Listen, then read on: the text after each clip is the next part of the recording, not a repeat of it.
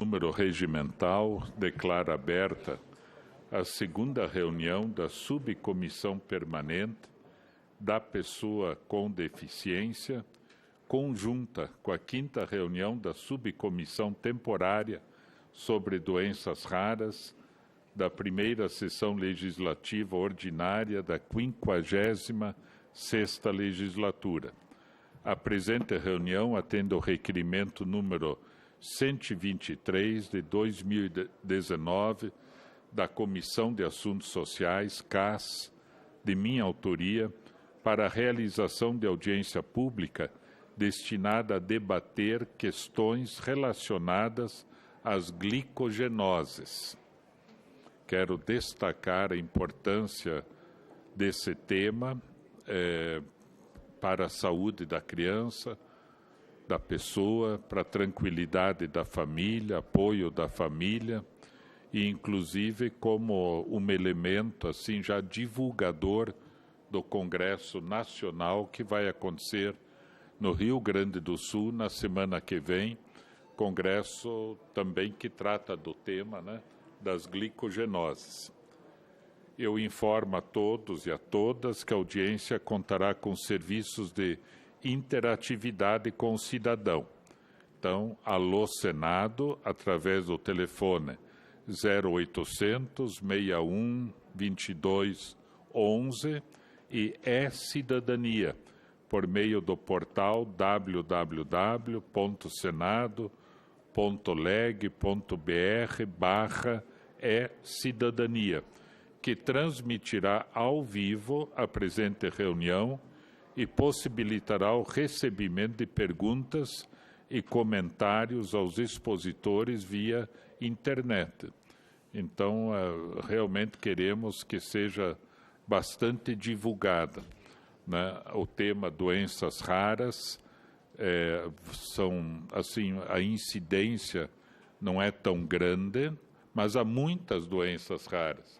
Então, você somando as pessoas, nós chegamos a alguns milhões de brasileiros que lidam com a situação de uma doença rara. E a gente tem que trabalhar muito em termos de sensibilização, conscientização, diagnóstico, tratamento, atendimento, apoio para a família, todo um conjunto de iniciativas. E hoje nós vamos estar abordando uma dessas situações que são as glicogenoses, né? Já vai ser explicado direito o que isto significa. Quero agradecer a participação dos convidados. Aqui à minha direita, a doutora Carolina Fischinger de Souza, Moura de Souza, que é médica geneticista. Também à minha direita, a Danila Vieira Rocha Mantovani, representante das pessoas com glicogenoses hepáticas e musculares. E eu quero dizer que isso é muito importante, que é o ponto de vista médico e o ponto de vista da pessoa, autodefensoria, né? Autoadvocacia. Aqui à minha esquerda, logo à minha esquerda, Leandro Rodrigues Pereira, que é membro fundador da Associação Brasileira de Glicogenoses Hepáticas e Musculares. Então, ponto de vista família e o ponto de vista da federação. Também à minha esquerda, Aníbal Gil Lopes, membro da Câmara Técnica de Doenças Raras do Conselho Federal de Medicina. Então, muito importante que o Conselho esteja aqui presente e a gente incentiva que os conselhos regionais também procurem divulgar o debate que está acontecendo nessa tarde.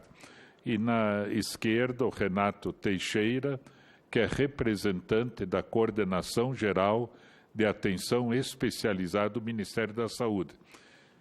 Seja muito bem-vindo também, Renato, né? De novo aqui, né? A gente já está se acostumando a ver quase que semanalmente, né? Mas nós andamos combinando aqui, nós teremos, então, em primeiro lugar, o ponto de vista médico, para dizer o que é a glicogenose. Depois virá o ponto de vista da pessoa, né? Então, é a Danila que vai falar em seguida. Depois, a Federação Nacional. O doutor Aníbal, que é médico também, né, também falará depois de ouvir as duas iniciativas da pessoa e da federação. E, finalmente, né, Renato, você escutando tudo isso, você dizer para as pessoas, e agora? Né, tá bom? Do ponto de vista do Ministério da Saúde, obviamente, porque agora, do ponto de vista genético, da família, da organização da sociedade, que é, eu diria, o mais fundamental. Muito bem, eu quero dizer que esta Comissão de Assuntos Sociais está à disposição de todos que militam nessa e em outras áreas. Podemos ter audiências públicas, outras audiências, que o que a gente deseja é que o conhecimento exista na sociedade e que para este conhecimento tenhamos as respostas, né, para as pessoas e famílias serem apoiadas adequadamente. Tranquilos? Tranquilos. Então, tá bom. Então, eu passo, em primeiro lugar, a palavra à doutora Caroline Fischinger de Souza, e até vocês poderiam até dizer onde é que vocês trabalham, de onde que vocês são, né? Fazer essa apresentação, que eu acho que isto ajuda nessa interação com os que nos acompanham pelo Brasil todo. Apertando aquele botão lá, não é melhor aquele microfone para você? O microfone do presidente é esse aqui. Esse é do presidente. Esse é do presidente. Então, estou usando o microfone errado. Então, esse é o seu. Microfone aberto?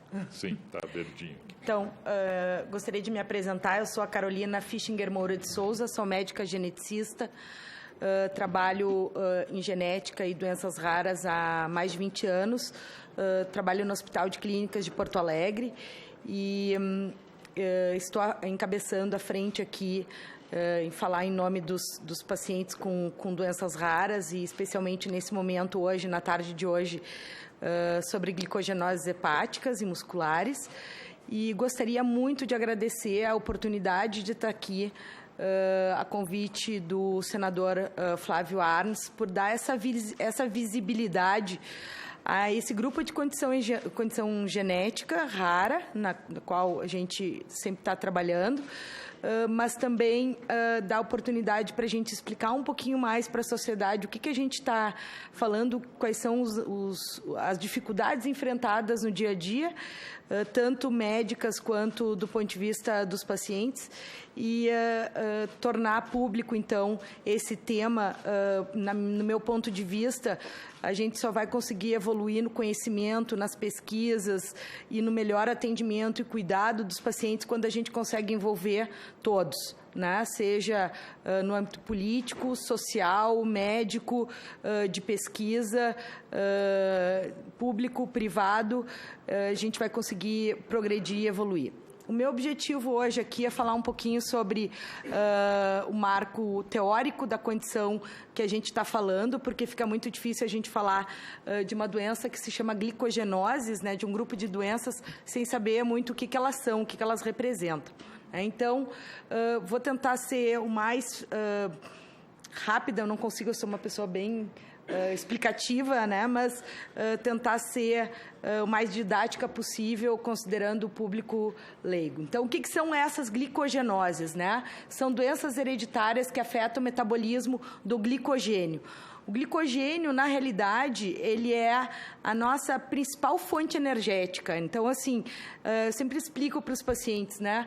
Tudo que a gente ingere de glicose, de alimentos, é transformado, no fundo, em glicogênio. Ele se acumula, fica armazenado, principalmente em dois grandes órgãos, no fígado e no músculo. E a sua principal função é a reserva de energia do nosso organismo e responsável por manter a concentração normal de glicose quando o indivíduo está em estado de jejum. ou seja, tudo que nós comemos de carboidratos é transformado em glicogênio. É como se a gente estivesse colocando um dinheiro numa caderneta de poupança e a gente está guardando para quando precisa. Na realidade, a gente precisa a todo momento, a toda hora. Quando a gente não está ingerindo nenhum alimento, a gente acaba recrutando o glicogênio. Há mais de 14 doenças, desse grupo de doenças que afetam a síntese e a utilização do glicogênio. Então, há algumas condições que são puramente hepáticas, afetam o fígado. Algumas condições que são tanto hepáticas e musculares, afetam o fígado e o músculo. E outras que são ou podem ser hepáticas ou musculares. Então, dependendo da classificação e do momento que elas foram descobertas, elas foram classificadas como tipo 1, tipo 2, tipo 3, tipo 4, tipo 5, tipo 6, tipo 7 e temos até o tipo 14 até o momento, tá? Então, nesse momento eu vou me dedicar a falar um pouquinho mais sobre as glicogenoses que afetam o fígado. E aqui a gente tem, não vou me detalhar em cada subtipo, cada um tem a sua característica, mas para mostrar que são condições genéticas diferentes, causadas por diferentes mutações genéticas. Então, a gente tem o tipo de glicogenose, qual é a enzima que está deficiente, qual é o gene, qual é a herança, cada um tem um padrão de herança também distinto, e as características clínicas e as diferenças entre o tratamento. Na realidade, depois eu vou resumir um pouco toda a forma de tratar esse grupo de doenças, tá? Então, a incidência desse grupo de doenças genéticas é 1 para 20 mil a 1 para 25 mil. Então, a mais frequente de todas é a glicogenose tipo 1, 20% de todos os tipos de glicogenose, e não há dados nacionais nesse momento para a gente estimar quantos pacientes a gente tem no Brasil. Na verdade, a gente tem um cadastro que vai ser apresentado pela associação, mas a gente não tem a real incidência dessa condição no Brasil, porque a gente não tem dados epidemiológicos ainda suficientes para estimar. Mas é considerado uma doença rara. No momento que a doença tem uma frequência maior que 1 para 5 mil, ela já é considerada rara. Nesse momento, nós temos aproximadamente 13 milhões de indivíduos no Brasil com doenças raras, e alguns, então, são portadores da glicogenose. Esse aqui são as questões de herança, né, que muda. Alguns, a mãe pode ser portadora da alteração genética, passando para os seus filhos homens, ou a mãe e o pai serem portadores e passar sem saber para os seus filhos. Eu não vou me detalhar muito para a gente chegar exatamente onde a gente precisa. Só para a gente exemplificar a questão metabólica, né? O glicogênio, ele é formado a partir da glicose. A glicose, ela passa por várias transformações dentro da célula para ela não sair mais da célula. Ela precisa ser armazenada. E para que isso aconteça, há um processo enzimático sucessivo que ocorre na célula até formar o que a gente tem, que é o glicogênio. E esse glicogênio é desse elemento que nós estamos falando. Qualquer alteração genética que interfere tanto na formação do glicogênio quanto na degradação dele, qualquer uma dessas enzimas com nomes estranhos que estão aparecendo aqui na tela, a gente vai ter a glicogenose. Então, para cada subtipo de defeito da enzima, a gente vai ter um diferente tipo de glicogenose. O fato é que, quando essa rota metabólica não funciona adequadamente, o organismo entra em estresse extremamente grande, porque a gente não consegue ter energia para a célula funcionar. A nossa principal razão energética, nosso principal combustível energético é realmente o glicogênio. E se a gente não consegue formar ou não consegue aproveitar ele, nós vamos ter repercussões clínicas muito significativas. Então, basicamente, então, aqui eu tenho um fígado que transforma o glicogênio em glicose, glicose em glicogênio, dependendo do período do paciente, se ele está em jejum ou se ele está se alimentando, e isso é utilizado como combustível energético para o músculo, para o cérebro e para todas as células do nosso organismo funcionarem adequadamente. Quando há algum defeito em alguma dessas rotas metabólicas, as células não vão ter energia e vão entrar em falência. Então, quando a gente tem um defeito, a gente vai ter a baixa de glicose no sangue, causando, então, enormes repercussões clínicas. Como se faz o diagnóstico dessas condições? Primeiro, pelas manifestações, pelos sintomas clínicos. O primeiro e principal sintoma dos pacientes é a hipoglicemia, o açúcar baixo no sangue. E esse açúcar baixo no sangue, ele é a tentativa de compensação do organismo formando outros metabólitos. É como se o organismo não tivesse um combustível adequado, que é o glicogênio, e ele tenta formar energia de combustíveis inadequados, como o ácido lático, o ácido úrico. E com o passar do tempo, isso gera enormes danos para a célula. O diagnóstico da glicogenose, diferente de muitas outras condições genéticas, muitas vezes é só pela suspeita clínica e exames simples, como as enzimas do fígado, como a medida da glicose, como a medida do ácido lático, como a medida do ácido úrico, como a medida da CPK, que é a enzima muscular. Então, não requer exames tão especializados ou que tenham necessidade de extrema e alta tecnologia. Tá? Alguns pacientes antigamente faziam a biópsia do fígado para ver esse depósito de glicogênio e a análise genética ela nos ajuda para definir o subtipo, a classificar melhor o tipo de glicogenose. Então, aqui eu tenho a mais frequente, a glicogenose 1A e 1B, que interfere, então, no funcionamento do fígado, do cérebro, porque os pacientes, quando não têm açúcar no sangue, vão ter danos cerebrais graves.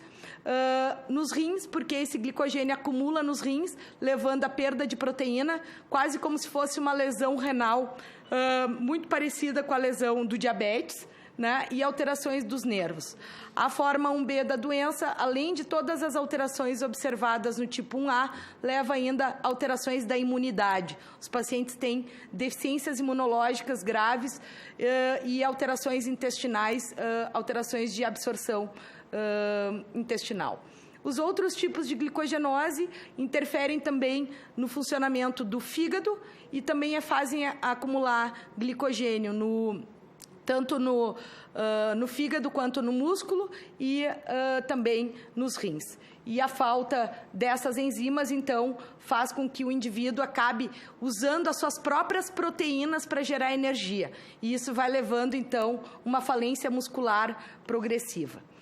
Então, como é que a gente faz o diagnóstico? Esse aqui, por exemplo, é uma biópsia de fígado de um paciente cheio de glicogênio, um fígado absolutamente abarrotado de glicogênio.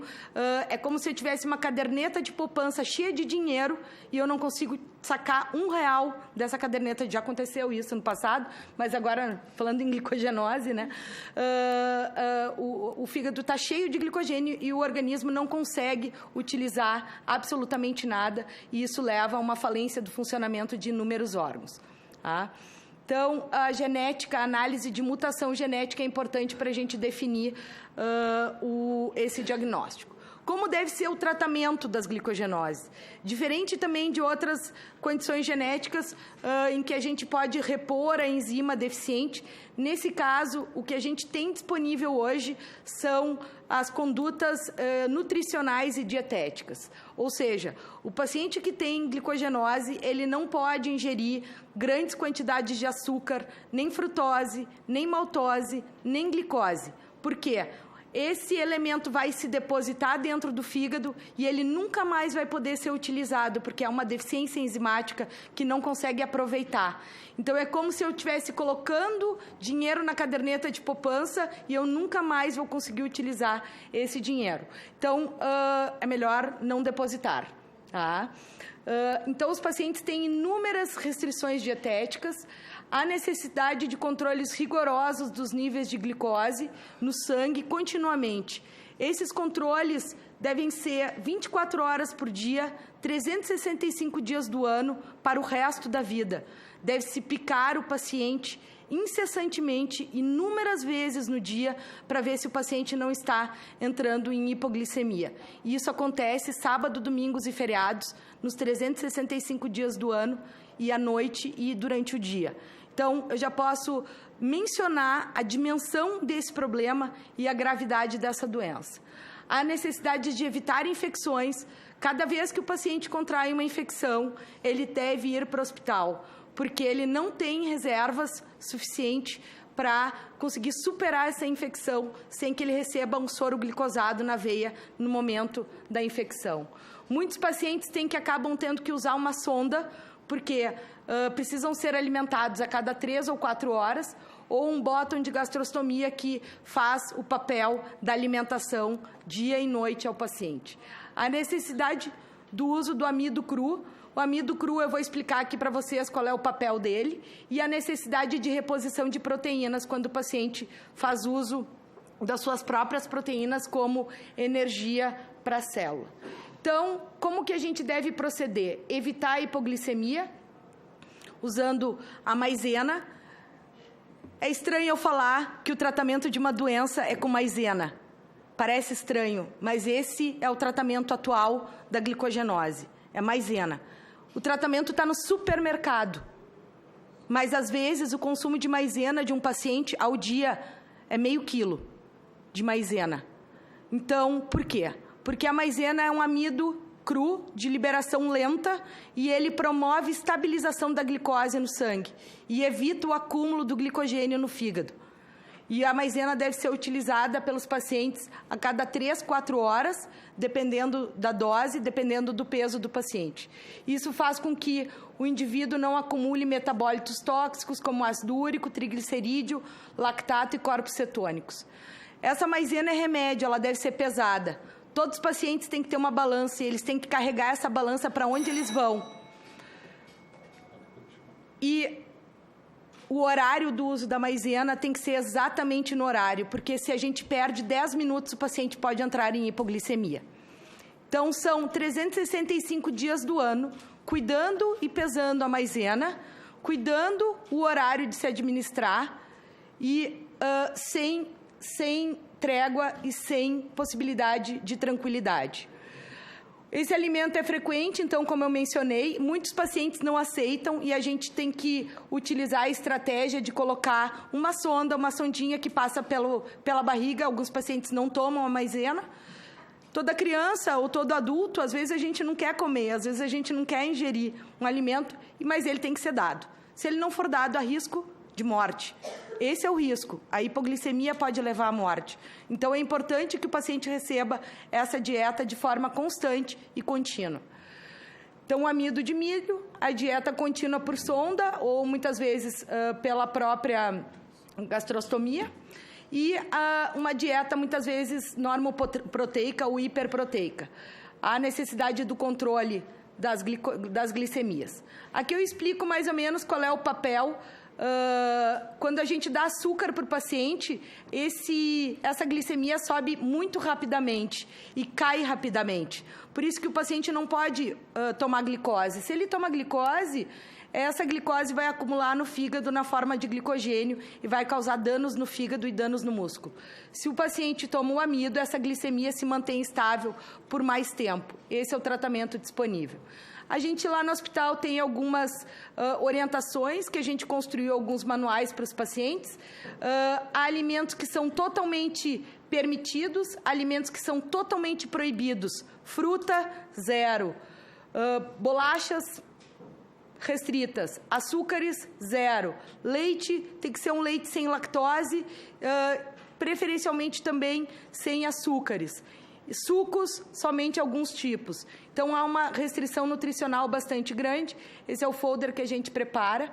Há uma necessidade dos pais controlarem constantemente o que está escrito nos rótulos. No Brasil, nós temos sérios problemas de rotulagens de produtos. No Brasil, o carboidrato, ele vem junto. E nesse carboidrato não está especificado que tipo de carboidrato é. Isso é um enorme problema para os pacientes, porque ele não sabe quanto de açúcar tem.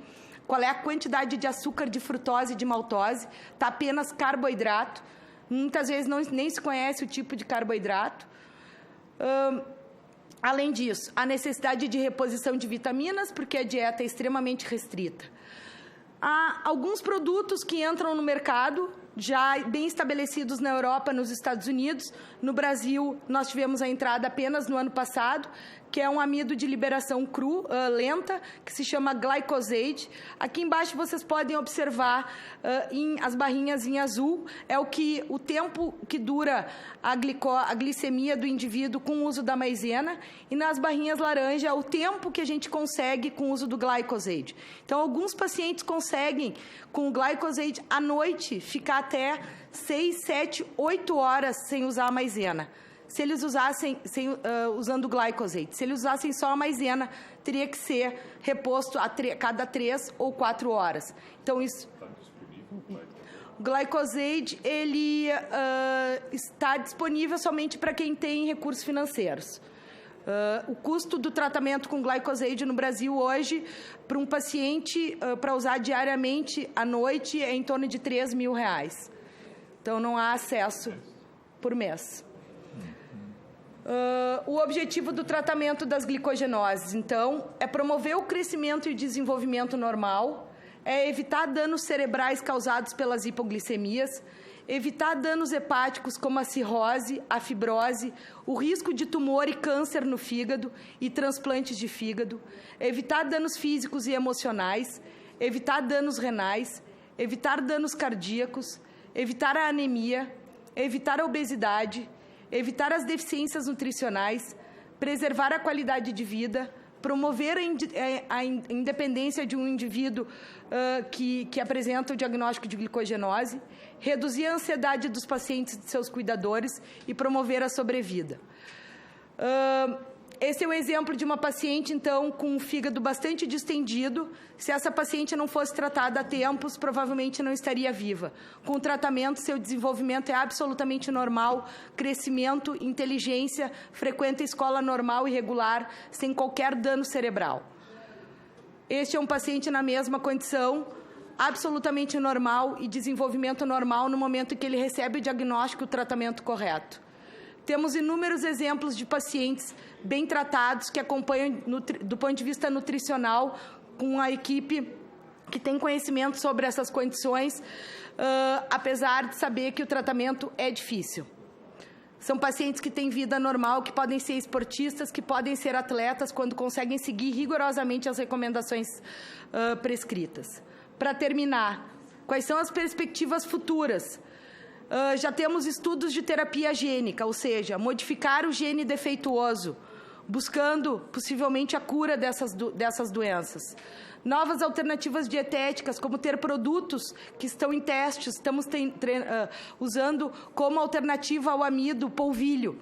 Poderia ser uma alternativa, estamos fazendo testes com isso.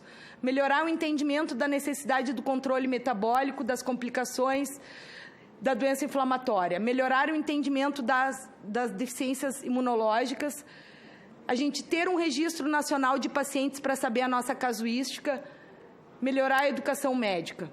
A terapia gênica está em andamento para glicogenose 1A, provavelmente tipo 3 também no próximo ano. Aqui, para vocês terem uma noção do histórico, em julho de 2018, o primeiro paciente recebeu a terapia genética nos Estados Unidos. Eles já estão com 4 pacientes testados, vai para o 5º paciente nesse momento. O estudo está nessa fase, na fase do coorte 2, vai para o coorte 3, com o teste dessa nova terapia que visa curar a doença. E o que é necessário para o Brasil? Reconhecer o Centro de Referência Nacional. Hoje nós temos cadastrados em nosso serviço mais ou menos 110 pacientes com glicogenose. O Serviço de Genética Médica é pioneiro nos estudos e nas publicações científicas nesse grupo de doenças. Desenvolver um protocolo clínico de diretrizes terapêuticas para uniformizar o tratamento no Brasil. Facilitar o acesso dos pacientes com glicogenose ao Centro de Referência Nacional via regulação, via tratamento fora de domicílio, via regulação regional. Hoje, os pacientes afetados pela condição devem esperar na fila como qualquer outro indivíduo. E tempo para eles é uma situação que não há tempo para não tratar essa doença. Ela deve ser tratada imediatamente, deve ser diagnosticada rapidamente.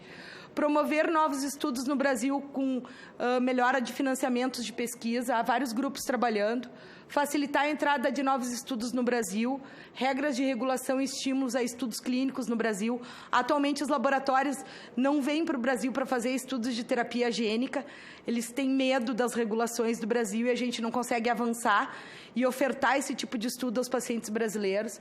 E reconhecer a maisena como um produto nutricêutico, um produto médico, né? Então, é um produto alimentar, mas ele é um produto médico. Então, no meu ponto de vista, o entendimento de pacientes com desordens metabólicas é gratificante pela possibilidade de ter bons resultados, desde que eles estejam no centro correto e sendo tratados por pessoas que tenham bastante conhecimento. Meus colegas vão falar, mas gostaria de divulgar na próxima semana, entre os dias 14 e 16 de novembro, de forma inédita, nós trazemos o Congresso Internacional de Glicogenose ao Brasil, com mais de 15 convidados estrangeiros. Esse congresso nunca teve fora da Europa, é a primeira vez que ele está vindo para a América Latina. É um desafio enorme e eu só consegui fazer esse desafio porque nós trabalhamos em equipe, uma equipe muito grande. E sem a ajuda da Associação de Pacientes, esse evento seria inviável. Nós estamos trazendo um evento para o Brasil que vai congregar médicos, cientistas, familiares e pacientes no mesmo ambiente para melhorar o conhecimento dessas condições genéticas. Então, eu termino aqui. Eu teria algumas falas sobre doença de Pompe, mas eu acredito que a doença de Pompe, só para terminar, assim, eu venho do hospital público, né? É uma equipe grande de trabalho. Nós trabalhamos... deixa eu pular aqui. Nós trabalhamos em equipe e não se faz nada sozinho, tá? Muito obrigada. Quero agradecer aí a participação da doutora Carolina Fischinger de Souza e dizer assim que sempre é bom, principalmente de vários pontos de vista, conforme essa mesa está representada, deixar claro o que o Congresso Nacional, a partir da experiência, trabalho de vocês, poderia ajudar nesse processo todo, né? Quer dizer, a questão do centro de referência, acesso, até anotei aqui, acesso dos pacientes ao centro de referência, o acesso, por exemplo, ao glicosate, né? Glicosate, glycosate, né? Também, então, sempre o que a sociedade, assim, sempre se lembrar, solicitar ao Congresso, olha, se tiver isso, vai ajudar, vai encaminhar, vai ser feito, e vocês conhecem e nos orientam, né?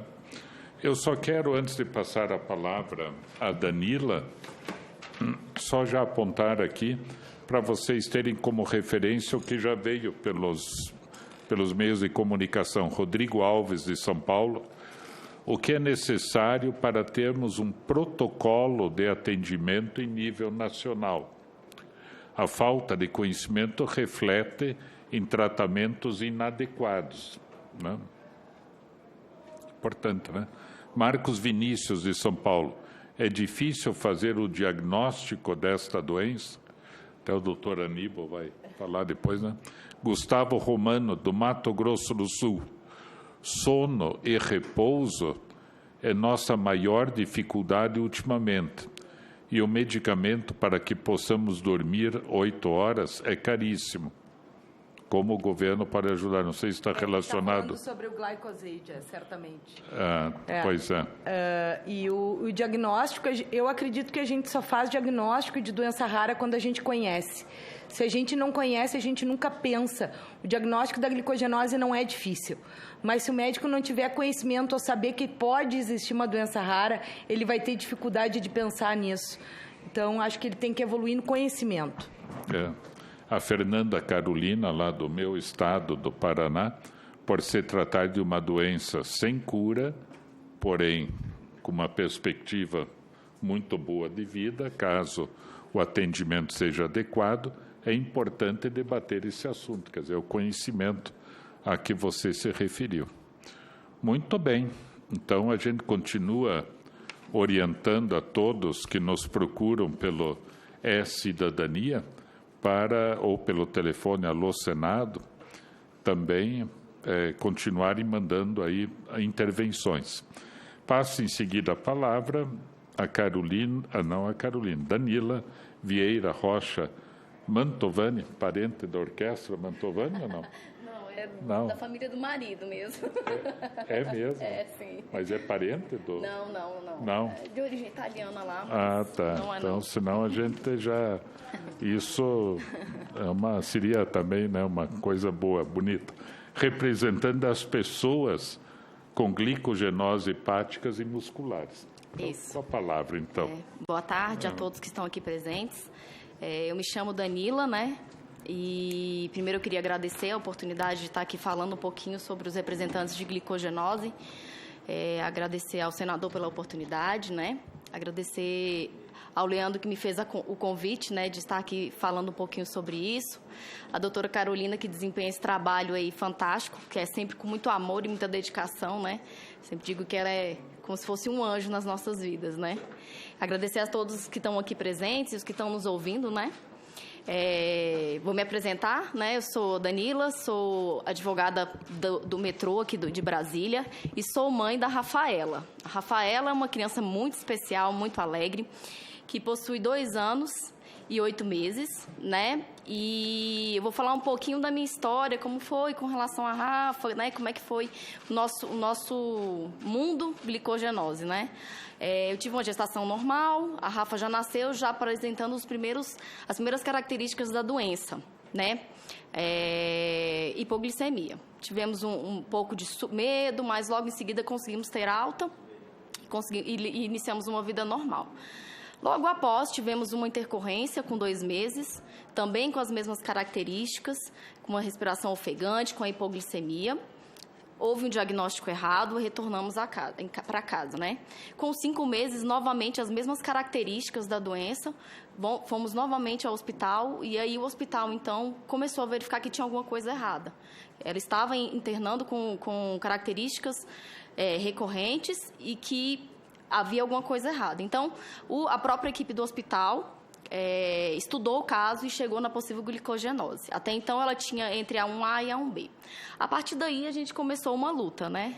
Uma luta pela sobrevivência, na verdade, né? Porque não é fácil.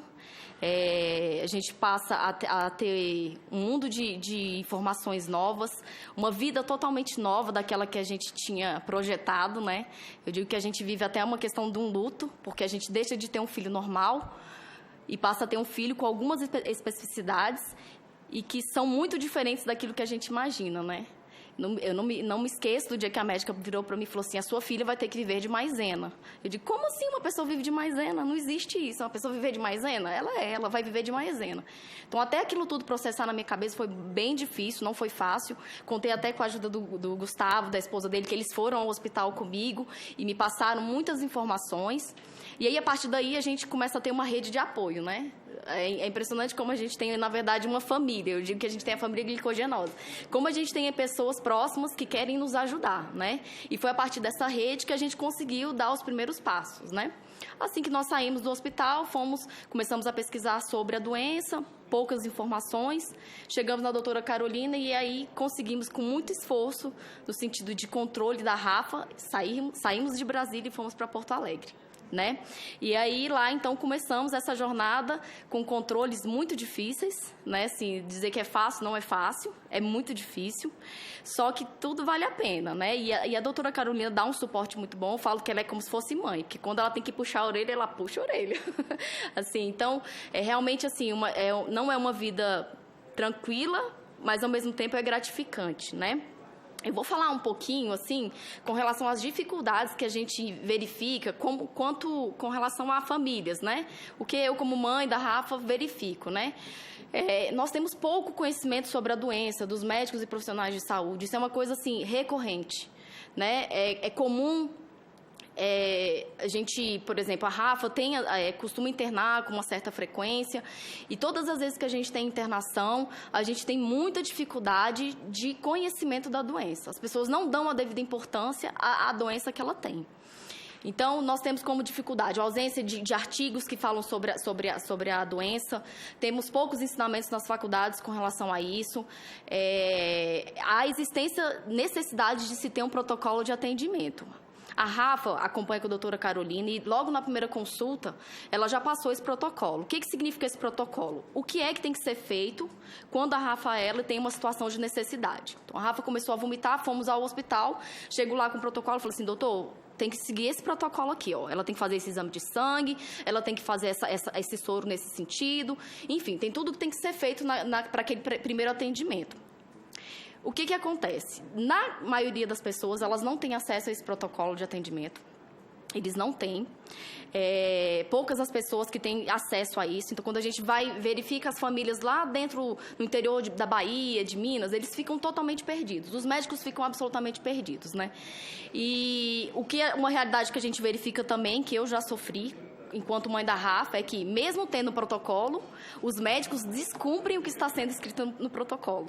Já passei por situações assim. Então, eu brinco que a gente tem que ter uma tríplice capacidade numa internação. A gente tem que ser mãe, dar o carinho, a gente tem que ser médica, né, porque tem que tentar orientar no sentido de ter uma conduta, e a gente tem que ser vigia, porque a gente tem que vigiar para ver se o médico está fazendo a conduta certa, para ver se está sendo feito tudo de forma correta. Né? Como outra dificuldade, a gente tem com relação ao elevado custos que tem em relação a manter a doença. Né? Temos a questão do exame genético, a doutora Carolina falou que é um exame hoje particular, de custo alto, a biópsia de fígado, que normalmente é a maioria, só que ele é mais invasivo, e no sentido a importância de ter o diagnóstico certo para poder fazer o tratamento correto, né? Uma outra dificuldade que a gente tem é a rotina desgastante, né? Que nós, como a doutora Carolina falou, nós temos uma alimentação, temos que controlar a alimentação deles a cada 3 horas, seja de dia, de noite, seja sábado, domingo, feriado. Isso implica numa privação de sono, tanto da pessoa, da família, quanto da criança. É uma ansiedade que a gente vive 24 horas do dia em saber se aquela pessoa está com a glicemia boa e em saber se ela não está tendo algum dano com relação a isso. Para ter uma noção, essa daí é uma dieta da Rafa, né? Quando ela estava logo que a gente chegou com a doutora Carolina com 6 meses de idade. Se vocês verificarem, são 15 horários diferentes que nós temos que controlar a alimentação dela. Então, durante 15 vezes ao dia, pelo menos, eu tenho que estar manipulando ela de alguma forma para que ela não caia em uma hipoglicemia. Então, aí vocês podem ter um pouquinho da dimensão de como é desgastante essa rotina, né? Realmente, ela é muito desgastante. Isso aqui, eu até salvei isso, foi em dezembro de 2017, a Rafa estava com uns 9 meses. Cada pontinho azul desse daí é o despertador meu que tocava, para poder ver se a Rafa estava bem. Então, assim, olha isso, assim, eu chego e me emociono, porque realmente é muito difícil. Então, assim, é um controle muito difícil, as pessoas não têm dimensão de como é essa jornada que a gente tem.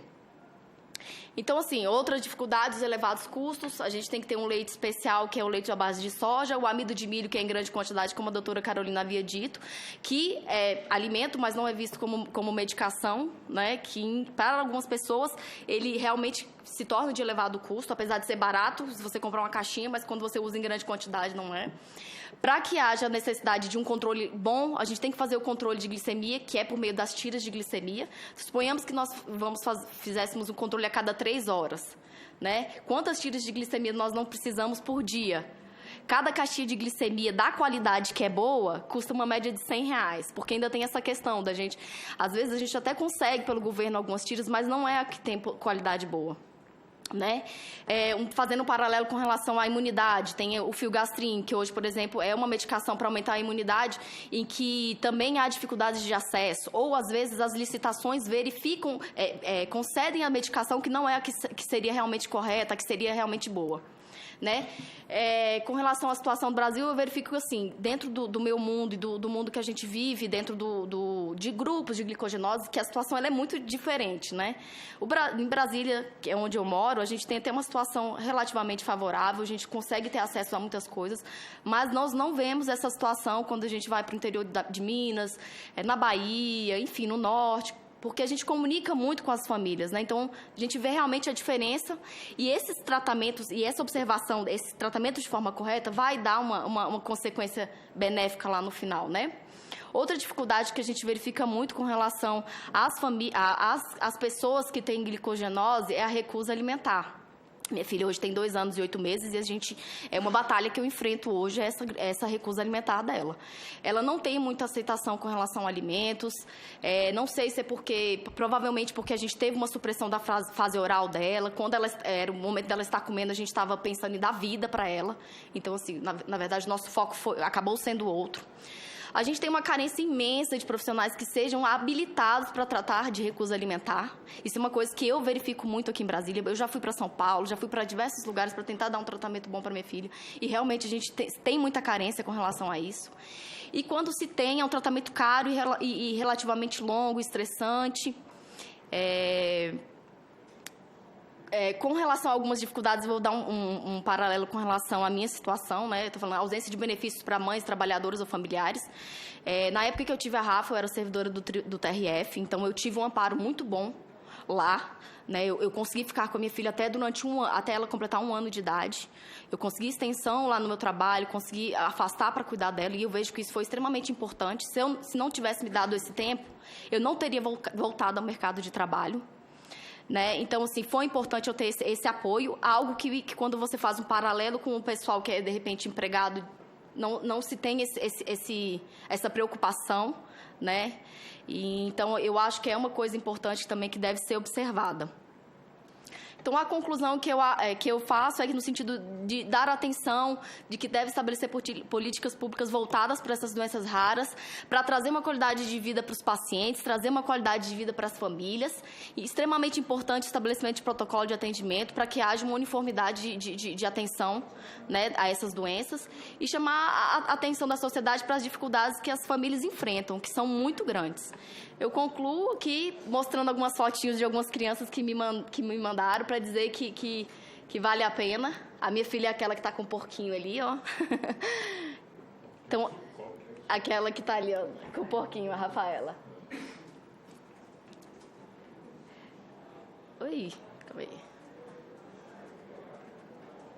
Então, essas são algumas crianças que eu tenho contato com as mães, né? Que a gente tem esse contato e são crianças que estão fazendo um tratamento legal e estão tendo um desenvolvimento legal. Essa aqui é a minha filha. Tem como botar o vídeo? Ixi, tá sem o áudio. Oi. Tem o áudio? Não tá? Como é que faz aqui?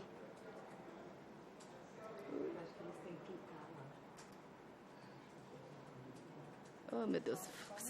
Tá.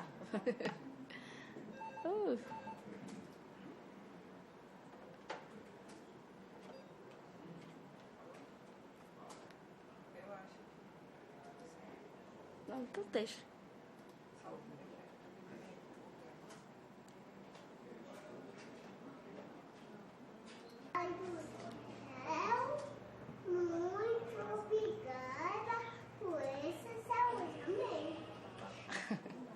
Então, eu concluo aqui, deixando essa imagem da minha filha, e concluo dizendo que tudo vale a pena, apesar de ser uma rotina desgastante, um mundo diferente de outras mulheres, de outras mães, de outras famílias. Vale a pena todas as vezes que eu vejo esse sorriso, que eu chego em casa e tem ela lá pulando em cima de mim, querendo saber como é que foi meu dia. Boa tarde.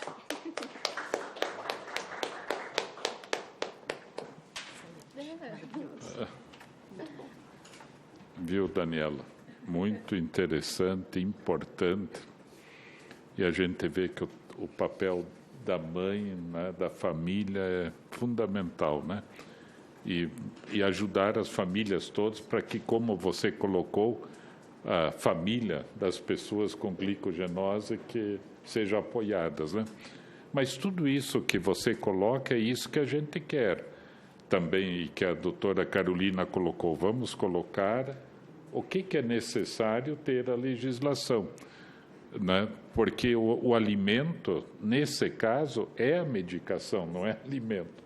É alimento e medicação, como já foi colocado. Então, a gente fazer né, que por último vai falar o Renato, para o próprio Ministério da Saúde ser orientado. A gente manda isso, fazemos um documento, né, o Aires está aqui, a Ivanilde também, né, vamos colocar isso num papel, né, como um documento desta audiência pública para nos articularmos com o Ministério da Saúde, né, que eles vão retribuir, né, multiplicadamente durante a vida, né, vão ter uma vida normal, né, vão ter menos gasto de hospital, de internação, vão trabalhar, quer dizer, vão gerar imposto, renda, né, independência. E a pesquisa continua no sentido de se achar outras formas de atendimento. Né? Muito bem. Passamos em seguida a palavra ao Leandro. Mas parabéns, viu? Obrigada. Parabéns. Fique firme. Né? Tem que ficar firme e dizer para os outros, vamos em frente aí também, né? Leandro Rodrigues Pereira, membro fundador da Associação Brasileira de Glicogenoses Hepáticas e Musculares. Boa tarde a todos. Agradeço o convite, senador Flávio Arnes. Apertado lá, só para ver. Tem que apertar.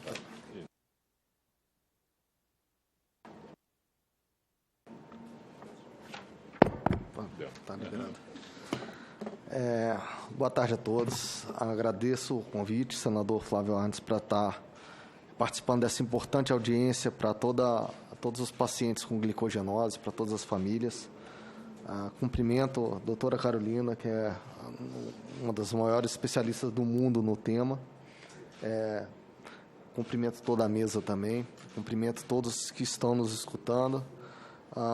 Todos os membros da Biglico, né, que é a Associação Brasileira de Glicogenose, e venho trazer um pouco da nossa fala, que é absolutamente alinhada ao que a doutora Carolina trouxe já, que a Danila também apresentou para nós.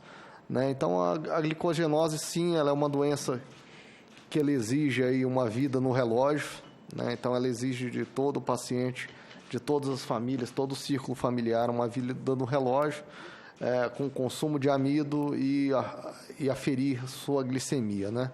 Ela exige também uma necessidade de uma dieta extremamente restrita, né?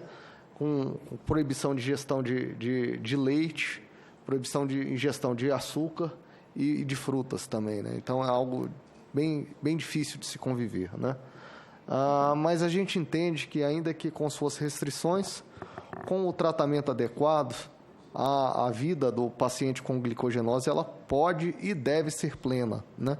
Então, a gente tem conhecimento aí de pacientes com glicogenose que levam a vida quase que normal, né? Pacientes que se formam, que estão absolutamente inseridos no mercado de trabalho, estão contribuindo para o crescimento, pelo menos para buscar o retorno do crescimento do nosso país, que é tão necessário, né? E pacientes que são médicos, dentistas, advogados, enfim, e tantos outros aí que estão aí para poder fazer o país voltar a crescer. E, por outro lado, há outros pacientes que não reúnem essa condição, né? Que estão dentro dos hospitais praticamente a vida inteira, né? Porque não conseguem ter um tratamento minimamente adequado, né? Pacientes sequelados e outros que vão a óbito também, né? Isso é um retrato de um país com poucos especialistas no tema. É um retrato de um país que tem uma inexistência de um protocolo para atendimento desses pacientes no SUS. Retrato de um país que não possui hospitais preparados para receber os pacientes, do baixo investimento em pesquisa, de tratamentos que não possuem o apoio, né, o subsídio necessário do governo, né? Isso, no fim das contas, num país com tamanha desigualdade social, em que a base da pirâmide são de pacientes que têm pouco acesso a recursos financeiros e até a tratamento médico e próprio conhecimento, resulta em uma grande quantidade de óbitos e de pacientes ainda com sequelas graves, sequelas importantes.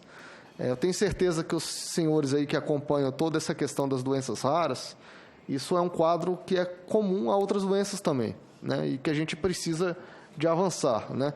Então, dentro desse contexto de que é possível e é necessário ter uma vida plena para os pacientes com glicogenose, em outubro de 2017, né, um grupo de famílias, aí, de famílias e de pacientes com glicogenose se uniram para poder formar a Abiglico, né, que ela tem como objetivo aí representar aí os pacientes com glicogenose, né, e um objetivo maior de trazer um tratamento adequado para esses pacientes, né. Então, a gente se juntou e reunindo esforços no sentido de mudar esse cenário, né? A gente precisa mudar esse cenário. A gente tem perdido ainda pacientes jovens com glicogenose, e isso não pode acontecer, né? Nessa semana agora teve um óbito de um paciente com glicogenose. Uma criança faleceu com glicogenose no Brasil, né? E a gente está fazendo o nosso melhor para mudar essa realidade. Então, a Abiglico é uma associação sem fins lucrativos, né? Ela tem o objetivo de dar suporte e direcionamento ao correto tratamento da doença, né? Nossa missão maior é levar informação aos pacientes, aos familiares e profissionais de saúde, né? É uma doença rara e a maior parte dos médicos do país aí pouco ou nada conhecem sobre a doença também. Então, disseminar o conhecimento é a nossa grande missão, né?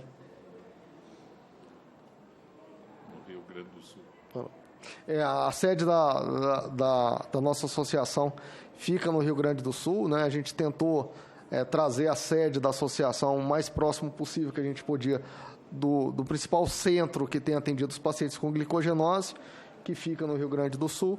Então, uma das razões de ter essa sede lá no estado também era de facilitar essa interação aí com o centro do Hospital das Clínicas de Porto Alegre, né? Então, hoje nós temos cadastrados aí, a gente tem um cadastro total de 112 pacientes, né? Esse número precisa ser atualizado, né? Por conta desse óbito que a gente teve aí, esse número não está atual. Então, 111 pacientes a gente tem. A divisão entre sexo, ela é pouco relevante, né? Então, é uma divisão equilibrada em sexo masculino e sexo feminino. E a maior parte dos pacientes hoje vive na região sudeste, né? 60% pelo menos dos que a gente tem conhecimento, né? Então, esse é um cadastro da associação, um cadastro recente, e do que a gente tem conhecimento, 60% está na região sudeste, mas tem representação, pacientes com glicogenose em todas as regiões do país, né? A glicogenose mais frequente em nosso cadastro, ele coincide com os estudos mundiais também, a glicogenose tipo 1, nos subtipos A e B, né? Então, essa é a mais frequente que tem entre os associados, está trazendo, quando se soma A e B, quase 80% dos cadastros que a gente tem hoje. Um pouquinho devagar aqui, vamos ver. Aqui, a gente, junto com a equipe aí de Porto Alegre, a gente assumiu aí o desafio de fazer um congresso internacional de glicogenose no país. Esse congresso é o 5º congresso mundial sobre o tema, né? E a gente está tendo o privilégio, aí a gente conseguiu se organizar com campanhas, arrecadar os recursos necessários, e a gente está fazendo com o apoio de toda a sociedade. É provável que alguns dos senhores já tenham recebido essa campanha nas mídias sociais. Nós arrecadamos os recursos necessários e estamos organizando aquele que vai ser o maior congresso da história do mundo de glicogenose. Ele vai ser no Brasil e na semana que vem ele ocorre. A doutora Carolina já trouxe, a gente tem especialistas do mundo inteiro, os maiores especialistas do mundo estarão no nosso congresso. Conseguimos também, uma dificuldade grande era levar os pacientes para o congresso, né? Então, a nossa campanha, a gente conseguiu arrecadar os fundos necessários para poder levar os pacientes mais carentes. Então, a nossa associação conseguiu esse recurso e a gente está fazendo o nosso melhor para que todos tenham acesso aí ao conhecimento, ao melhor tratamento e tenham uma vida plena, né?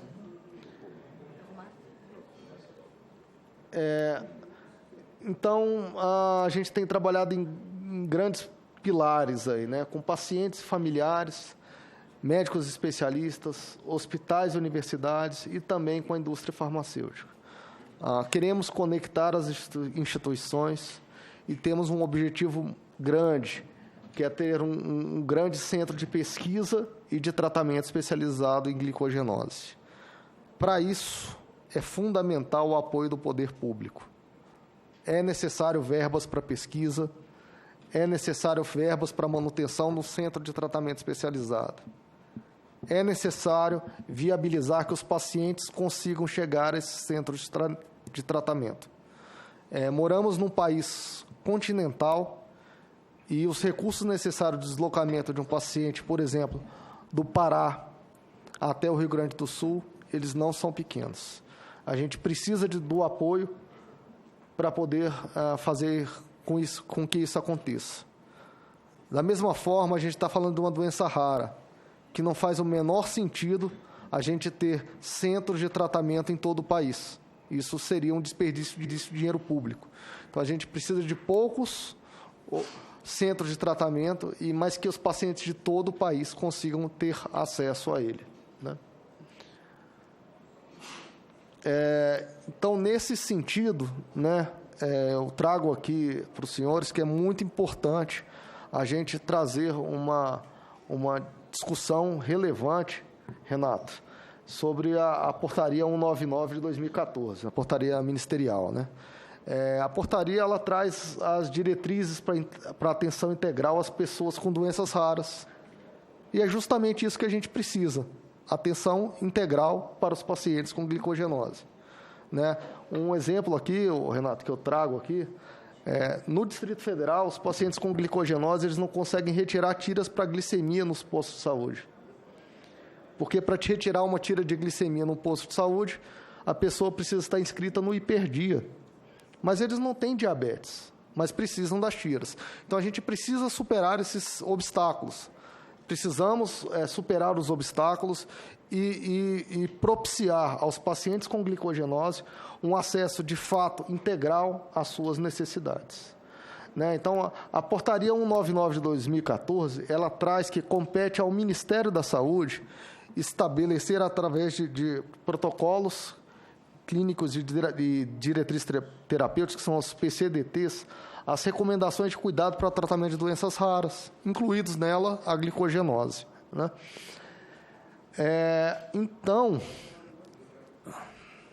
só passar aqui. Então, toda essa questão é necessária, a gente precisa aqui, de uma forma muito objetiva, o desenvolvimento de um PCDT para que as tecnologias necessárias, que são poucas e não são de custo tão elevado assim para o próprio sistema de saúde. Se para um indivíduo lá que ganha um salário mínimo isso é muito alto, talvez para o Sistema Único de Saúde sejam valores muito pequenos. E nós necessitamos do apoio do Ministério da Saúde para podermos ter, de fato, implementado um PCDT para as glicogenoses e que as necessidades terapêuticas de uso dos pacientes sejam incorporadas pela Conitec. Então, Renato, a gente conta aí com a sua sensibilidade, com o seu apoio, para a gente poder avançar nesse tema, né? Então, qual é a nossa prioridade? A prioridade da Abiglico em relação ao tema. A Abiglico entende como a prioridade número 1 o estabelecimento de um PCDT para o tema, para a glicogenose. O investimento em pesquisas e capacitação profissional, como a doutora Carolina trouxe aqui. O diagnóstico da glicogenose ele não é caro, ele não é tão complexo, mas ele precisa de conhecimento. Se a gente não tiver um conhecimento sobre a doença disseminado no país, crianças vão continuar morrendo. O país vai continuar deixar de ter pessoas que podem ser produtivas, e que podem trazer aí um avanço do nosso país. E passar a ter pessoas que vão ser dependentes de um sistema de saúde. nós não queremos mais crianças sequeladas. Nós queremos crianças capazes, adultos que sejam produtivos. É esse o nosso objetivo. Nós precisamos de políticas públicas para apoiar as famílias com glicogenose. Foi um grande avanço o projeto de lei que foi aprovado de iniciativa do senador Romário, que trouxe a possibilidade de que os pacientes com doenças, com deficiências e doenças raras, pudessem ter um apoio de redução de carga horária no serviço público. Mas é preciso que isso avance também para a iniciativa privada. As pessoas precisam ter condição de cuidar das crianças. Isso é o mínimo necessário para as crianças se desenvolverem de uma maneira adequada, né? Então, dentro desse contexto, senador Flávio, a gente clama aqui pelo apoio do Senado Federal para poder nos apoiar, para poder a gente seguir o sonho, né? Que não é um sonho que ele deixou de ser individual, né? No sonho não é mais ter meu filho com uma condição boa de saúde. Graças a Deus ele está se desenvolvendo de forma normal. Mas o sonho é maior. O sonho é que para todos os pacientes com glicogenose do país. E a gente conta com o apoio de todos os senhores, do Ministério da Saúde, do Senado Federal, da equipe de Porto Alegre. Enfim, a gente conta com o apoio dos pacientes com glicogenose para nos unirmos, para a gente poder alcançar esse objetivo maior. Agradeço, senador Flávio, a oportunidade, e a Abiglico está à disposição de todos para qualquer ação que se faça necessário para poder implementar políticas em prol dos pacientes com glicogenose. Muito obrigado.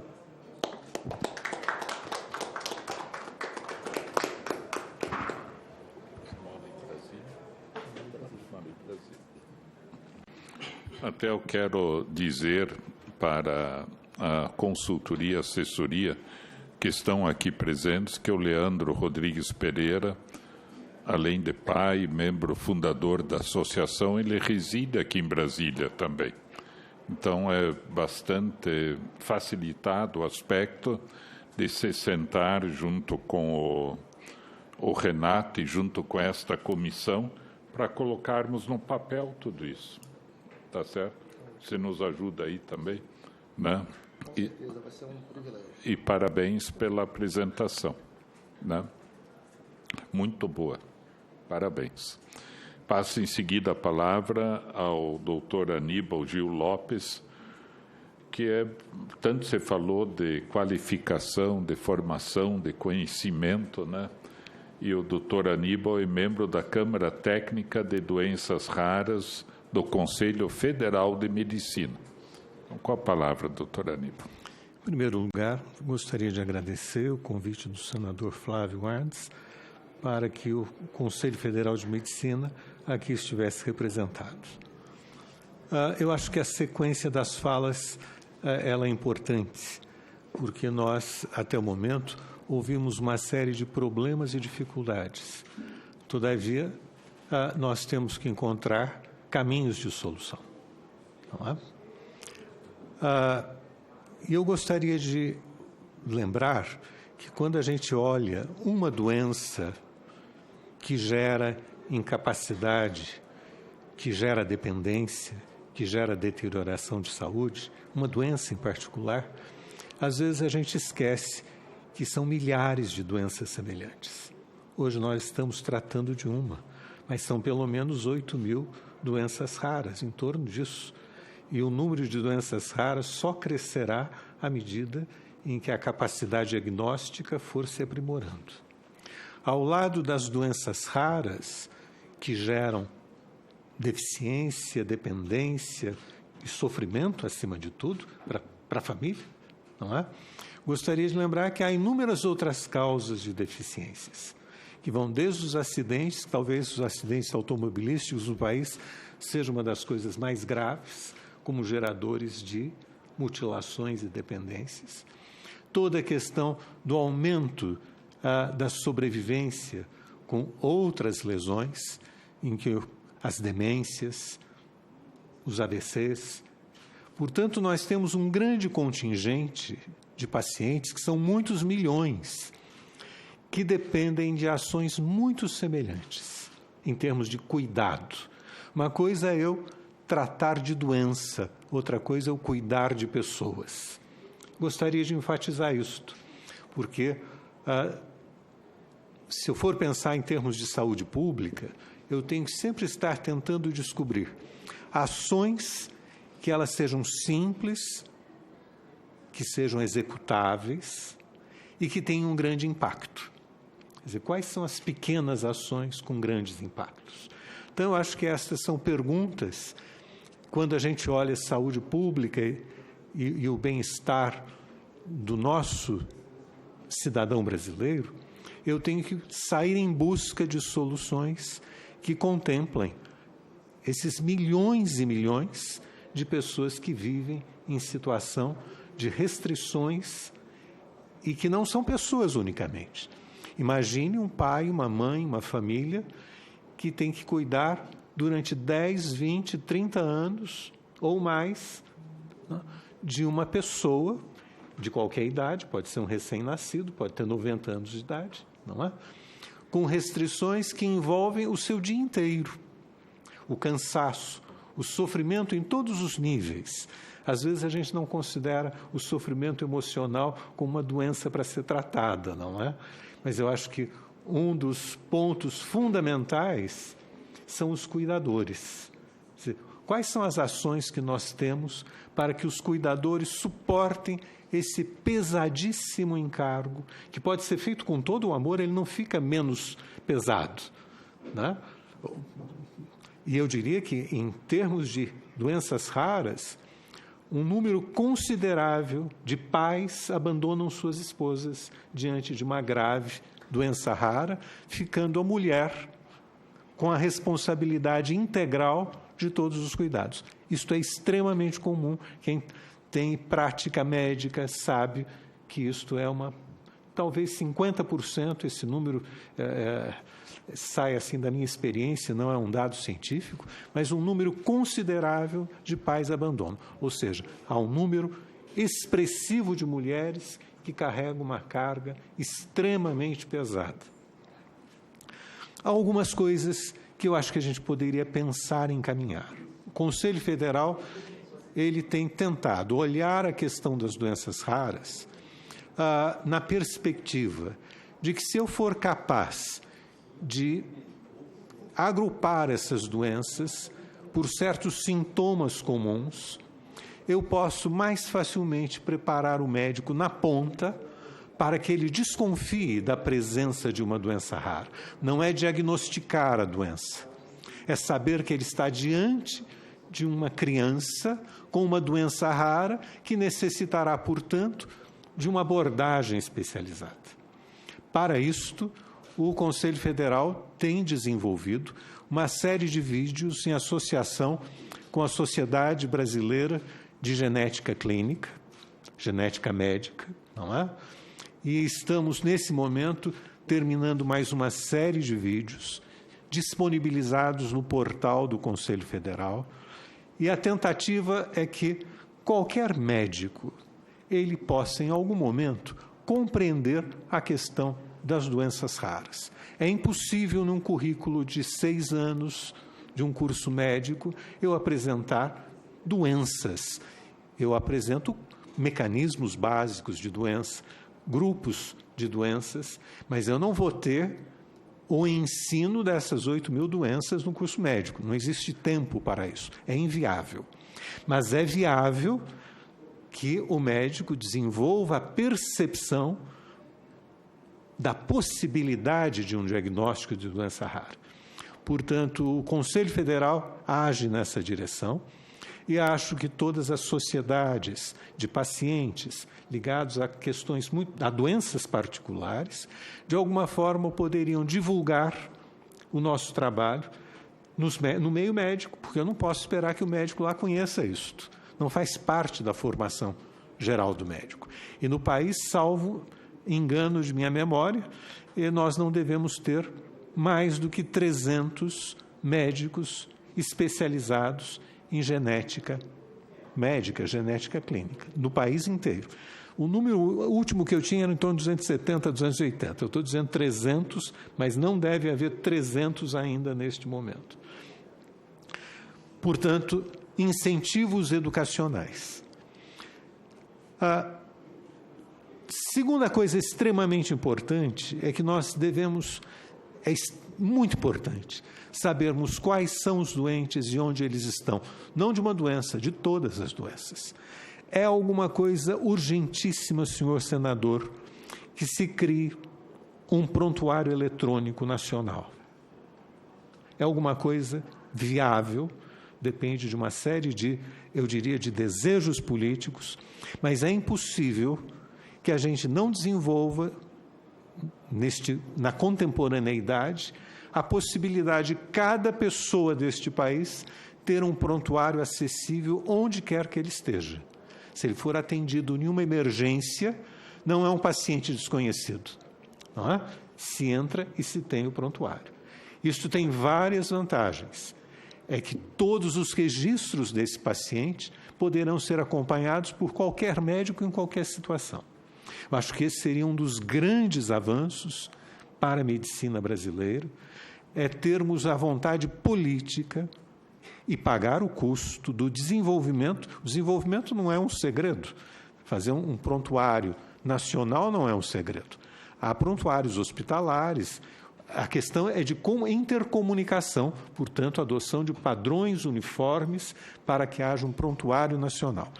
Particularmente para doenças raras, isto seria de extrema utilidade, porque, tendo em vista que os sintomas e os tratamentos não são usuais, a presença disto no prontuário supera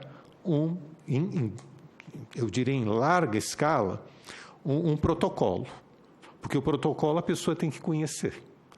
E se este protocolo estiver embutido no próprio prontuário do paciente, ele será muito melhor tratado. Né? Então, senhor senador, gostaria que a ideia de um prontuário eletrônico nacional fosse realmente levada adiante. Já se falou muito nisso e não se tem caminhado nessa direção. O prontuário nacional me permitiria o cadastro nacional dos pacientes, permitiria uma série, né? Claro, se eu tenho um prontuário, eu tenho formas, palavras-chave de recuperar informações.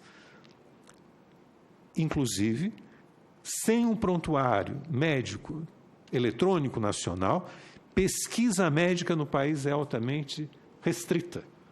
Eu tenho que fazer coorte encontrando pessoas, enquanto que com um prontuário nacional eu tenho todos os pacientes com todas as suas variáveis, todas as suas características. Protocolo terapêutico, por acaso eu também sou membro da Conitec, portanto, que é o organismo que o Ministério da Saúde promove a elaboração dos protocolos, a Conitec analisa e dá um parecer, uma recomendação ao próprio Ministério para que esse protocolo seja incorporado ou não. A questão dos protocolos exige que haja um grupo que suscite a discussão. A gente não faz protocolos se não houver, é impossível fazer, se não houver grupos de pessoas especializadas capazes de fazer um bom protocolo. Pela apresentação de hoje, eu entendo que há um grupo capaz de propor um protocolo. Portanto, essas coisas são muito simples, é entrar em contato com a coordenação da Conitec, não é? Com o Ministério da Saúde. São caminhos bastante simples, que às vezes a gente se assusta com a estrutura de governo e a gente acha que a estrutura de governo está muito longe da gente. Mas essa estrutura de governo, se eu conhecer, é de acesso muito facilitado. Então, segunda proposta que eu faço no dia de hoje, que se encaminhe a criação, a elaboração de um protocolo. Não é? O simples fato de ter um protocolo, ele traz resultados muito limitados. Por quê? Porque o médico que atende aquele paciente, aquela criança, no caso, não conhece o protocolo, não vai conhecer todos os protocolos. E nós temos que aumentar a sensibilidade diagnóstica. E isto não é por doença, mas é por grupo de doenças. É a abordagem que o Conselho Federal tem tomado e talvez essa possa ser expandida dentro de outras associações. Temos uma necessidade urgente de ter programas que levem ao médico de ponta os conhecimentos mínimos necessários para desconfiar do diagnóstico de uma doença rara. Se ele desconfiar, ele encaminha. Não é? É o outro ponto. Eu tenho mais uma coisa, acho que eu estou ficando velho, a gente esquece as coisas, não é? Diagnóstico precoce, grandes impactos. O último ponto que eu gostaria de tocar. Hoje nós estamos formando no sistema universitário brasileiro e os sistemas universitários paralelos, que são dos países vizinhos, Paraguai, Argentina, Bolívia, não é? Um número imenso de médicos sem um mínimo de qualificação. Sem um mínimo de qualificação. Não é que ele não saiba diagnosticar doença rara. Ele não é capaz de passar no exame de revalida. E diria mais, que os médicos formados no país, um número considerável, não passaria nos exames mínimos de qualificação, como, por exemplo, durante vários anos, o Conselho Regional do Estado de São Paulo fez, que não traz nenhuma restrição à atividade profissional, mas revela, como diagnóstico, que nossos médicos recém-formados, e se são recém, depois eles são, né, com 10, 20 anos formados, que a qualificação profissional ela está em crise. É impossível termos 340 escolas médicas no país. Nós não temos professores, hospitais, lugares para o seu preparo. Nós temos 60 mil alunos matriculados nas escolas de fronteira, do lado de lá da fronteira, mas que se preparam para voltar para o país. Portanto, a questão do revalida, ela é fundamental. Não adianta eu discutir uma doença e esperar que alguém saiba diagnosticar se eu não trato de um problema fundamental, formação de médico. Tá? Então, esses seriam os pontos, senhor senador, que eu acho que eu sou formado há muitos anos, minha vida foi pesquisa de bancada em laboratório, trabalhando com mecanismos moleculares, portanto, a professora foi muito sintética, porque os detalhes bioquímicos são imensos. Nós investimos muito pouco em pesquisa básica. De vez em quando a gente tem, eu diria, um acesso espasmódico, que eu vou dar um dinheiro para um tipo de pesquisa. Pesquisa não se faz espasmodicamente. O conhecimento ele tem que ser adquirido, desenvolvido, sem finalidades práticas, porque é nesse momento que eu descubro aquilo que não se sabia, que eu vou correlacioná-lo com a realidade, com a doença, com o alvo terapêutico, com o desenvolvimento terapêutico. Então, senhor senador, eu acho que esse momento é extremamente importante, porque nós me colocando aqui junto, não é? As duas subcomissões conseguiram reunir em torno de uma doença a questão do sofrimento humano, a questão de quais são aquelas ações factíveis que podem alterar este sofrimento humano. Doença é sofrimento. Doença que gera incapacidade é sofrimento familiar, é sofrimento estendido. E nós, muitas vezes, imaginamos que a gente vai cuidar de uma doença. Eu tenho que cuidar do doente, de sua família. Às vezes não é o remédio fundamental, é uma série de outras coisas. Não é? O acompanhamento, não só psicológico, mas quem é que pode dividir o tempo? Dizer, qual a importância, por exemplo, de ter uma pessoa que passe um dia por semana para dar folga para a mãe, para que ela possa ir ao seu próprio médico, ao supermercado, à loja, pagar a conta. Não é? Quer dizer, como é que o serviço público, através de atendimento domiciliar, pode ter uma presença substitutiva? Isto vale mais do que muitos remédios, sabe? Então, que a gente sempre tenha um olhar que é o bem-estar da pessoa, o bem-estar da pessoa no seu meio, e que as nossas ações, que às vezes a gente esquece, elas podem ser muito singelas. Um pequeno elevador para transferir um doente da cama para a cadeira tem um impacto imenso, e a gente não desenvolve no país pequenos aparelhos para, eu vou chamar manipular, quer dizer, mexer com o paciente. Então, agradeço, me desculpe ter falado além dos 10 minutos, mas gostaria de colocar também a Câmara Técnica de Doenças Raras como um espaço onde ideias podem ser trocadas com o próprio Senado, a Câmara, o Governo, o Ministério da Saúde. Obrigado.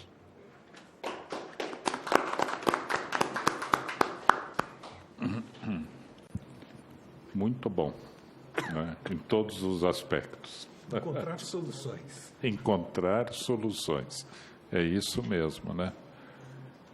A gente fala muito isso em termos de pessoas com deficiência.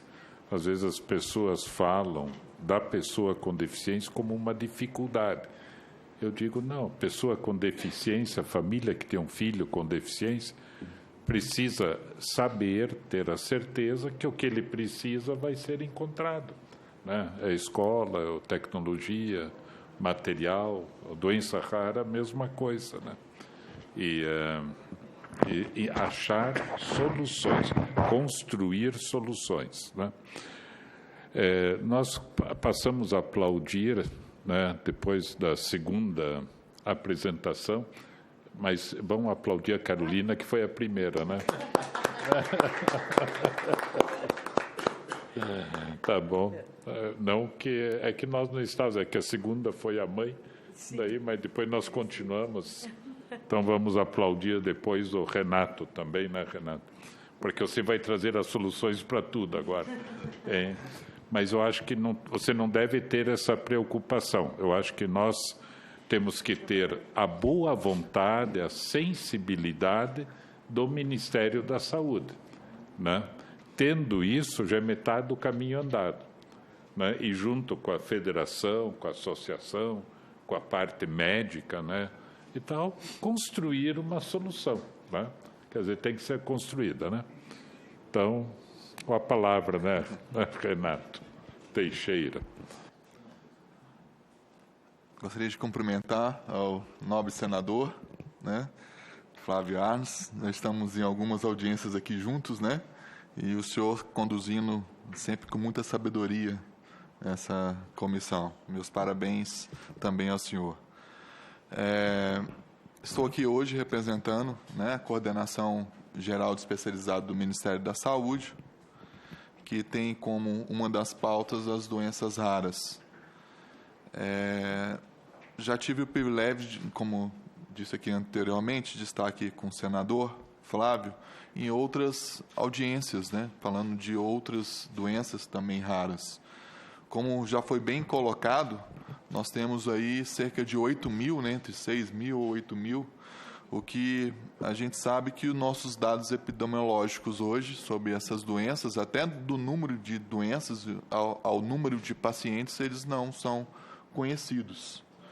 Para isso, o Ministério da Saúde lançou um edital esse ano, se não me engano, em julho desse ano, justamente para termos essas respostas, né? Quantas são as doenças, quantos são os pacientes que têm essas doenças raras aqui no Brasil, para, a partir de um conhecimento epidemiológico, traçarmos aí novas estratégias, né? É preciso saber do que e quanto estamos lidando aqui no nosso país. Em relação à glicogênese, né, como foi bem colocado aqui pela doutora Carolina, né, nos deu aí de uma forma bastante sintetizada, mas de uma forma bem fácil de entendimento. Trata-se de um grupo de doenças, né, e que realmente o diagnóstico, para quem entende, para quem tem uma formação, se torna fácil, mas para quem não tem noção, acaba se retardando o diagnóstico e levando, como o Leandro colocou aqui, as sequelas, né? que às vezes podem levar, inclusive, à morte. Bem, em relação à política na verdade, a portaria 199 que foi colocado aqui, que é a portaria que trata das doenças raras no Brasil, ela foi colocada de maneira dividida em eixos, né? Porque como estamos falando de várias doenças, não uma doença única, foi alocada em eixos, né? E esses eixos que nos promovem a questão das diretrizes para poder estar juntando algumas doenças com características semelhantes, né? Para tornar aí as ações necessárias. Já foi colocado, né, que dentro do Ministério da Saúde, discutido que é necessário a revisão dessa portaria, que essa portaria ela tem falhas e que se faz necessário escutar aí a questão social, as associações, aos que representam normalmente aos pacientes. E na última audiência que estivemos juntos, senador, fizemos aí o compromisso, né, da formação de uma comissão dentro do Ministério da Saúde, com participação dos gestores e também da sociedade representada por essa associação, e foi plenamente atendido e visto com muita sensibilidade, né, e boa vontade dos gestores que estão hoje dentro do Ministério, a questão de realmente fazermos essa comissão e, junto com essa participação social, determinarmos aí uma nova portaria, né? ou na verdade, uma readaptação dessa portaria 199 para que seja atendido aí as necessidades dessas inúmeras doenças, né? 8.000, vamos tratar desse número. O Ministério da Saúde está bastante sensível, estamos lá na coordenação, que é o responsável dentro do Ministério da Saúde para atendê-los. Como o doutor Aníbal colocou, às vezes as associações, os pacientes, eles entendem o Ministério, a gestão como algo distante, mas não. Estamos lá disponíveis, tá, a recebê-los e caminharmos juntos para que os pacientes e também, né, os familiares sejam atendidos, como foi colocado aqui em diversas situações, né? Temos que tratar os doentes, mas temos que dar condições para que os familiares e o SUS desenvolvam esse trabalho, porque, na verdade, é o pai, a mãe, os familiares que estão ali juntos de quem necessita de um atendimento de uma forma especial. Trago essas palavras aqui, tanto do nosso secretário quanto do nosso diretor, né, no sentido de botar o Ministério à disposição e vamos fazer com que essa nova portaria, né, seja publicada de uma forma mais efetiva para aí dar esse atendimento ao país. Obrigado, senador. Estou à disposição.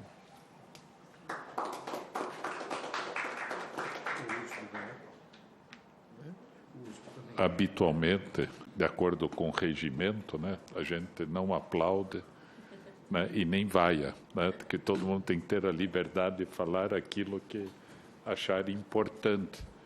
Mas eu penso assim que, da minha parte, foi muito interessante ter escutado e é motivo de aplauso mesmo, sabe? A luta, quer dizer, o estudo, a luta da família, o trabalho da família, a organização de uma federação, a perspectiva do Conselho Federal de Medicina e do Ministério da Saúde.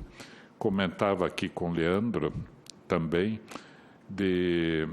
porque eu penso assim que há soluções que são assim para todos. O prontuário eletrônico, por exemplo, seria para todo mundo, né? Tem a doença rara ou não, né? Porque aí cada pessoa teria... Eu fiz os exames em Curitiba, vou para a Bahia, me sinto mal na Bahia, não precisa fazer todos os exames de novo, estão todos no prontuário, eventualmente, né? Então, mas isso seria um avanço interessante. Porém, ao mesmo tempo, a gente tem que ir lidando com o dia a dia, né? Também de um problema que existe, né? De uma necessidade que existe. Por isso, eu comentava com o Leandro ele como federação brasileira, né, que congrega as pessoas todas, e colocarmos tudo isso numa proposta com cronologia e tudo, para conversarmos com o Ministério da Saúde, em conjunto construímos alguma coisa factível, boa, acessível. Como foi colocada, muitas das situações não são situações dispendiosas, caras. Quer dizer, o próprio fato de não haver a consulta genética, o geneticista de exposição, tem uma situação de base, porque não tem muita gente no Brasil também, mas existe a necessidade de se ter isso. Eu fui anotando algumas coisas, mas daí, por exemplo, alimentação. Claro que você vai no supermercado e compra uma caixinha de maisena, é um preço, mas você compra 50 caixas de maisena todo mês, né? Daí já fica diferente. Mas daí alguém vai dizer, não, mas isso é alimento, não é remédio.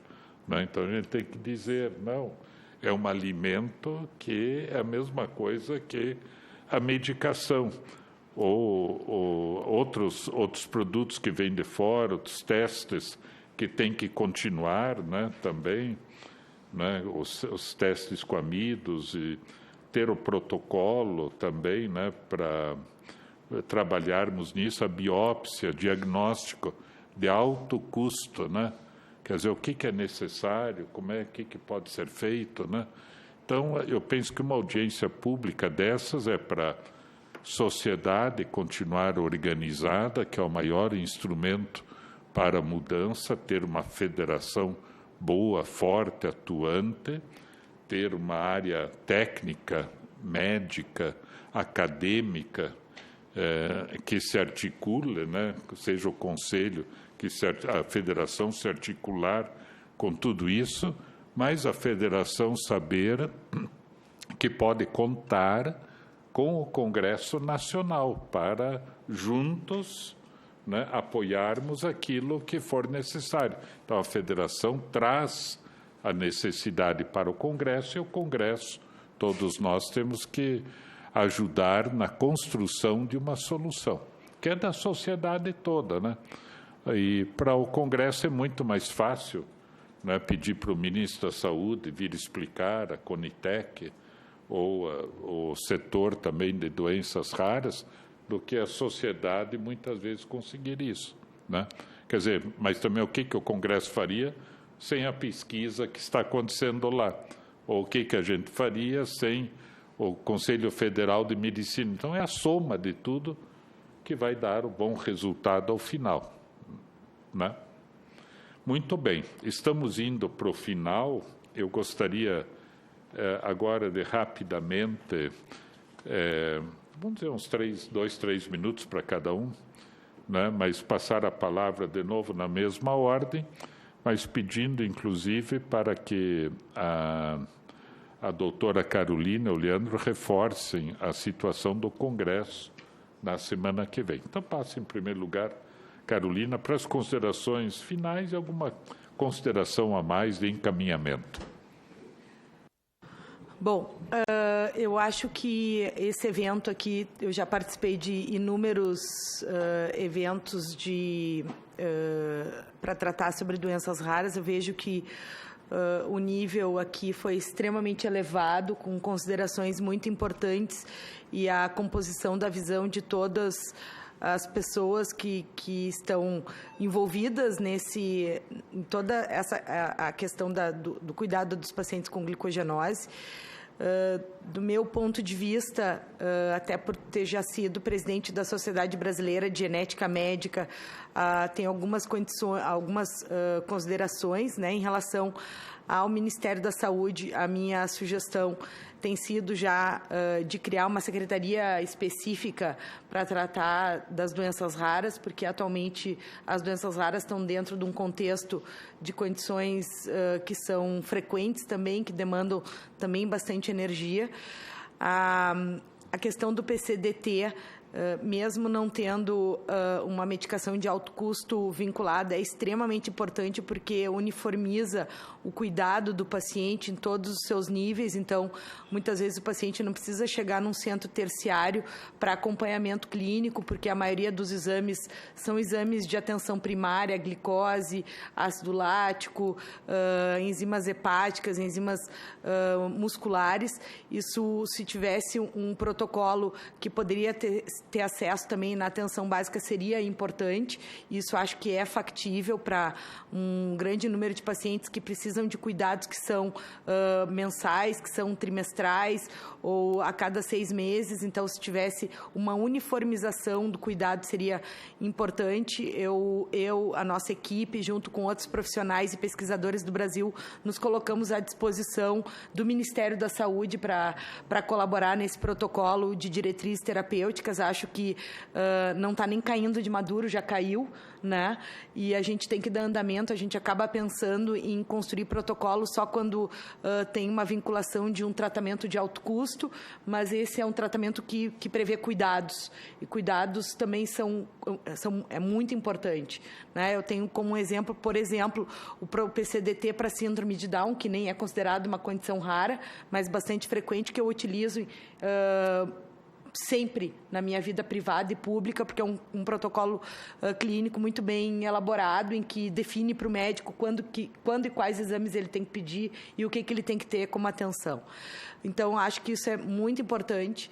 O estímulo da pesquisa, volto a mencionar, nós precisamos de recursos financeiros para desenvolver as nossas tecnologias e não depender só de tecnologia externa. Nesse momento, para a doença rara, a gente tem dependido muito de tecnologia externa. E o terceiro ponto é o acesso dos pacientes. Os pacientes com uma condição como essa não tem como esperar na fila,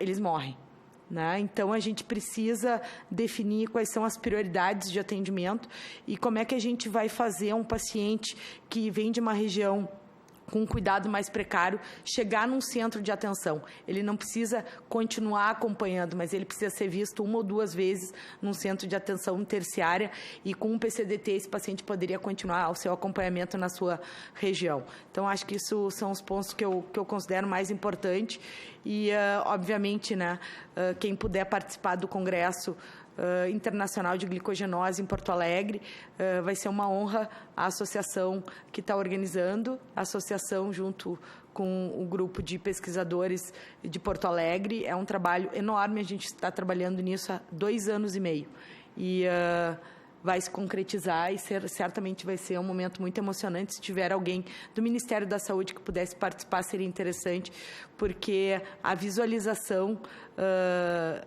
real dos pacientes e das pesquisas é interessante assim, para o âmbito do conhecimento médico do Brasil. Obrigada. Passo em seguida a palavra para Danila.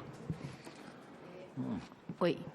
Então, gostaria de agradecer, né, a oportunidade de ter falado aqui, pontuar que realmente, assim, a importância de ter atenção com os familiares de glicogenose também é extremamente importante, porque realmente temos uma rotina muito difícil e que às vezes a gente acaba se suprimindo, né, em detrimento da própria criação dos filhos e da ajuda à pessoa portadora de glicogenose, né.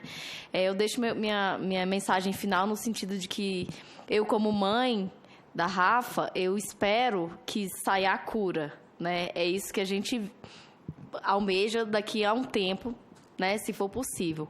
Mas hoje nós temos que trabalhar com a vida. Então, temos que manter a vida dela. E assim como a minha filha tem a oportunidade de ter uma vida saudável hoje, eu gostaria que essa oportunidade fosse concedida a todas as pessoas, né? Não só a mim, porque eu tenho uma certa condição que me permite dar um tratamento bom para minha filha. Não é a realidade de todos, né? Então, assim, o meu desejo é que esse tratamento seja oportunizado a todas as famílias, para que lá na frente nós possamos curá-las, né, dessa doença rara e vivemos uma vida plena e feliz. Muito bom. Parabéns aí também pelos depoimentos, Danilo. Leandro. Bem, agradecer a oportunidade aí de debate tão interessante aí na causa da glicogenose, né? Trazer que, enfim, a Biglico vai estar atenta aí à revisão da portaria 199, mas antes disso, antes dela, eu também concordo de que a gente não pode perder mais tempo. A gente precisa, sim, do desenvolvimento desse protocolo. Hoje é um protocolo certamente simples, né? A pesquisa aí, Danila, para a cura da glicogenose, ela está em andamento, né? A gente está em um protocolo misto fase 1 e 2, que está sendo muito bem sucedido, né? Mas isso ainda vai levar um tempo, né? Acho que a discussão aí, o Ministério tem se preparado nessa discussão da geração de valor, do valor em saúde, né? Que é algo que vai vir para todas as terapias gênicas que estão em curso aí, que de fato são de custo muito alto para o Ministério, né, mas que agrega bastante valor também, né, que muda a vida das pessoas. Mas eu acho que não é esse o momento que estamos agora na glicogenose, né? O que a gente está falando é de acesso, talvez de atenção básica, né? Acesso a amido de milho, acesso a tira de glicemia, né? São acessos como esse que a gente precisa trabalhar. A gente precisa de ter o mínimo necessário, fazer um paciente chegar num centro para ter o seu tratamento, que vai ser um tratamento simples, né? Ele vai ter uma dose de amido, ele vai ter um consumo X de proteína, e, enfim, é isso que a gente precisa avançar. E a gente conta aí com o Ministério que isso não seja tratado apenas após a revisão da portaria 199, né? Mas que a gente consiga avançar a gente já montar uma agenda já de imediato para poder construir esse protocolo e poder, de fato, ter implementado condições para que todos os pacientes com glicogenose no país possuam um tratamento adequado. É isso, então. Muito obrigado a todos. Agradeço também, Leandro Pereira, né,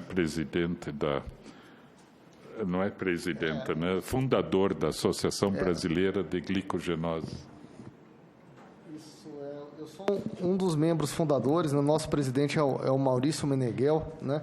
Que eu agradeço aí a oportunidade de estar aqui também, ele está nos assistindo. Meneghel? Meneghel. Do Paraná, não? Não, ele é do Rio Grande do Sul. Rio Grande do Sul. Mas não é parente da Xuxa, não. Não, porque nós temos a família Meneghel também no Paraná, que é particularmente do oeste do nosso estado, mas também do norte pioneiro, lá, né, Bandeirantes. Não sei se são parentes da Xuxa, nunca perguntei a eles. Passa a palavra o doutor Aníbal Gil Lopes.